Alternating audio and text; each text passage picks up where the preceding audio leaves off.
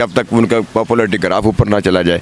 तो ये सरासर अपने ज़ाती इक़्तिदार के लिए इस मुल्क की बर्बादी चाहते हैं। इनको कोई फ़िक्र नहीं इस मुल्क की अवाम की। ना हमें कोई ज़ाती उनसे मफाद है, ना हमें उनसे कोई ज़ाती अनाद है।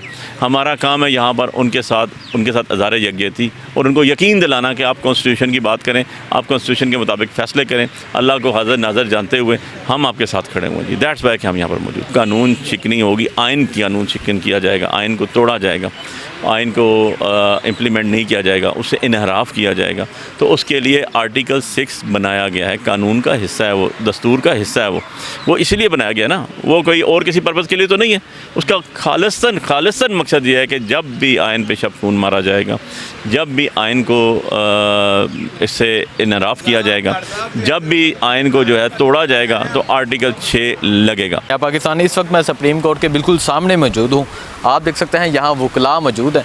सर अस्सलाम वालेकुम। वालेकुम अस्सलाम। आज यहाँ दोबारा से एक दफ़ा फिर आने की क्या वजह है? इसने भी पहले भी आए थे आइन की बालादस्ती के लिए। अब फिर कुछ वकला तंजीमों को एहसास हो रहा है कि ये जो इम्पोर्टेड गवर्नमेंट पार्लियामेंट में बैठी है, इनके लिए आइन, मुल्क, अवाम, अदलिया कोई चीज़ अहमियत नहीं रखती। इनके लिए अहमियत रखता है सिर्फ इनके इक़्तिदार में रहना।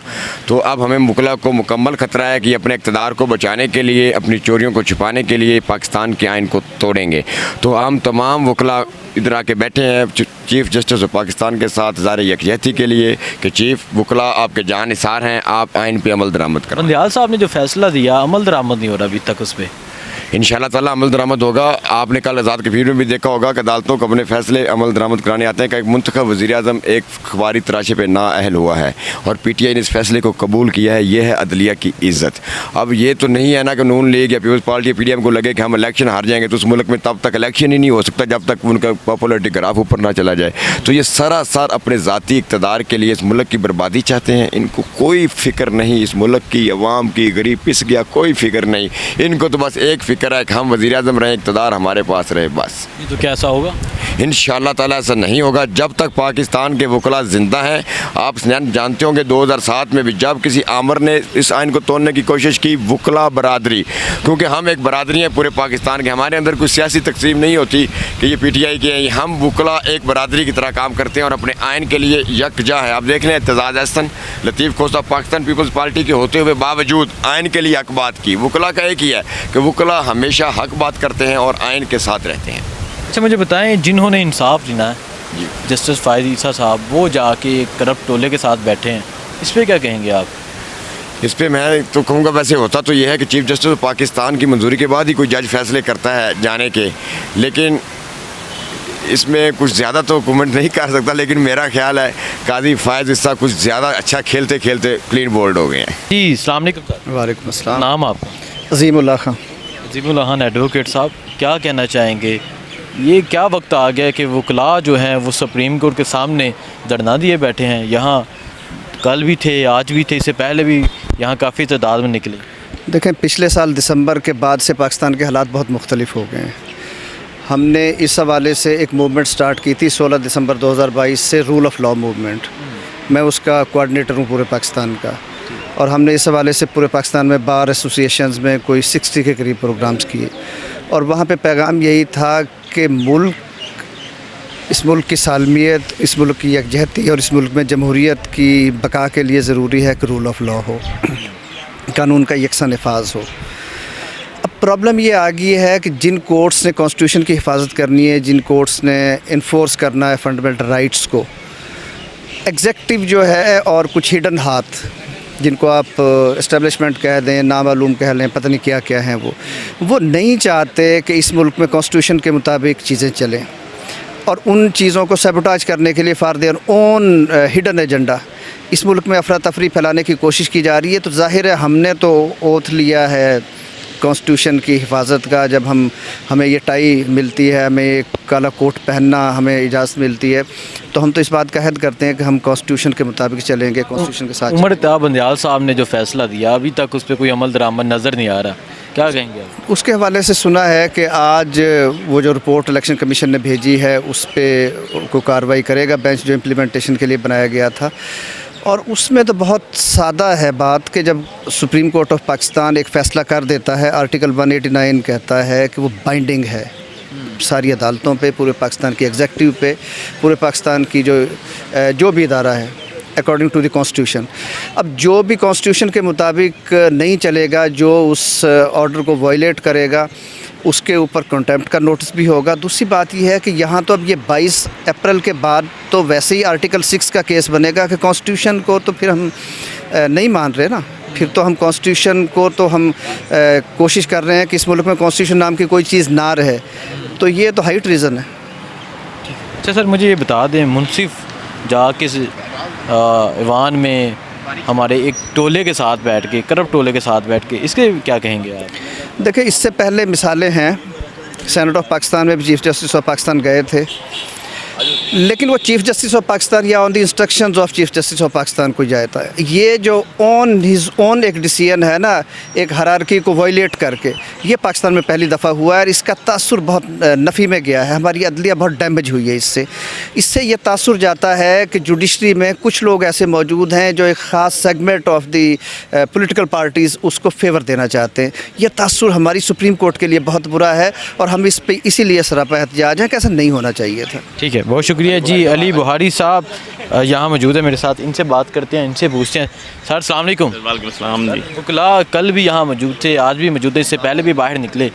आइन पे अमल दरामद नहीं हो रहा। जो सुप्रीम कोर्ट का फ़ैसला आया, अताब बंगाल साहब का जो फ़ैसला है, अभी तक उस पर कोई अमल दरामद नज़र नहीं आ रहा, क्या कहेंगे आप? देखें जी, वकील कल भी बाहर थे, वकला हमारे पाकिस्तान पूरे से, स्पेशली पिंडी इस्लामाबाद के, आज भी आपने देख ली कसीर तादाद थी और सुबह भी इंशाल्लाह इसी तरह होंगे।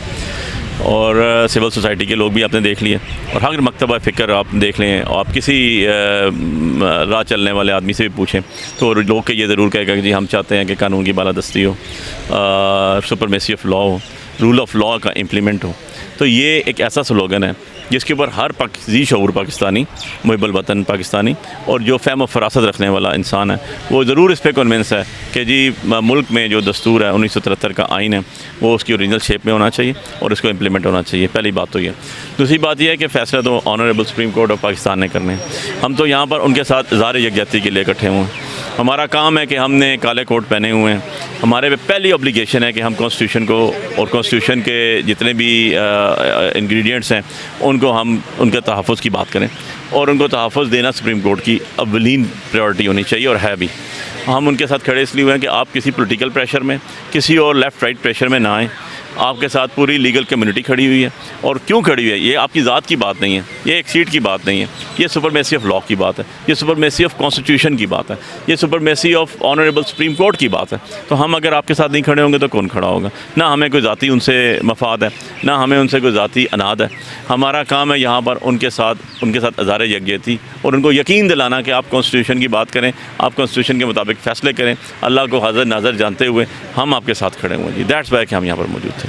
ये अच्छा मुझे बताएं, फ़ैसला तो आ गया, उस पर अमल दरामद होता नज़र नहीं आ रहा। अगर नहीं होता तो क्या वकला जो हैं क्या करेंगे और उसके अलावा क्या होगा? क्या आर्टिकल 6 लगेगा? जी मैं इसमें आपको बताऊं कि दो चीज़ें। एक तो वो चीज़ है जिसके ऊपर सुप्रीम कोर्ट ऑफ पाकिस्तान फ़ैसला दे चुके हैं, और सुप्रीम कोर्ट ऑफ पाकिस्तान जब फ़ैसला दे देती है तो वो एक अनटिल एंड अनलेस कोई रिव्यू ना हो या उसके अंदर कोई और अमेंडमेंट्स, कोई कानूनी तरीका तो है नहीं होने का। तो जब सुप्रीम कोर्ट का एक ऑर्डर आ जाता है और वो फील्ड में आ जाता है और ऑर्डर के अंदर डायरेक्शन इशू हो जाती है, तो उसको फॉलो करना जो एग्जेक्टिव्स हैं उनकी ज़िम्मेदारी है। क्योंकि ये जो आप स्पेसिफिक क्वेश्चन किया, इसलिए मैं स्पेसिफिक क्वेश्चन के हवाले से बात कर रहा हूँ, जो आप दे रहा हूँ आप, कि जो ऑनरेबल सुप्रीम कोर्ट का ऑर्डर था उसके अंदर प्रॉपर डायरेक्शन थी ECP को, फेडरल गवर्नमेंट को, सारा का सारा इंतज़ाम, उनको सिक्योरिटी प्रोवाइड करना, इवन आपकी लॉ इन्फोर्सिंग एजेंसीज़ को भी। अब उसको अगर फेडरल गवर्नमेंट ने फॉलो नहीं किया तो फेडरल गवर्नमेंट तो इन अदालत की मुर्तकब होगी। ये नहीं हो सकता कि वो इससे बच जाए, राय फरार मिल जाए, नहीं। सुप्रीम कोर्ट के अंदर जब पिटीशन डाली जाएगी, जब कंटेम्प्ट डाली जाएगी, जब सुप्रीम कोर्ट के पास ये रिपोर्ट अपनी सबमिट करेंगे और सुप्रीम कोर्ट समझेगी कि हमारा ऑर्डर है, उस ऑर्डर के मुताबिक इम्प्लीमेंट नहीं हुआ, तो डेफिनेटली लाजमी नहीं है कि वो मिनिस्टर्स को ही बुला लें। वो सेक्रेटरी फाइनेंस को बुलाएंगे, वो सेक्रेटरी ECP कमीशन को बुलाएंगे, वो उसके साथ सेक्रेटरी डिफेंस को बुलाएंगे और वो अपने जवाब देंगे। और उसके बाद ऑब्वियसली आप देख चुके हैं कि इससे पहले भी एक हुक्म हुआ था सुप्रीम कोर्ट ऑफ पाकिस्तान का, जिसकी बेसिस पे फॉलो ना करते हुए, इम्प्लीमेंट ना करते हुए यूसुफ रज़ा गिलानी साहब का वज़ीर आज़म पाकिस्तान को घर जाना पड़ा, और ना सिर्फ घर जाना पड़ा बल्कि उनको 5 साल के लिए नाअहली भी काटनी पड़ी। और अब अगर वही सूरत हाल आ जाती है तो फिर तो ये ऐसा ही होगा मेरे नज़दीक। नंबर 2 दूसरा जो आपका सवाल का जुज़ है उसका जवाब ये है कि जब कानून शिकनी होगी, आइन की कानून शिकन किया जाएगा, आइन को तोड़ा जाएगा, आइन को इम्प्लीमेंट नहीं किया जाएगा, उससे इनहराफ किया जाएगा, तो उसके लिए आर्टिकल 6 बनाया गया है। कानून का हिस्सा है वो, दस्तूर का हिस्सा है वो इसलिए बनाया गया ना, वो कोई और किसी पर्पज़ के लिए तो नहीं है।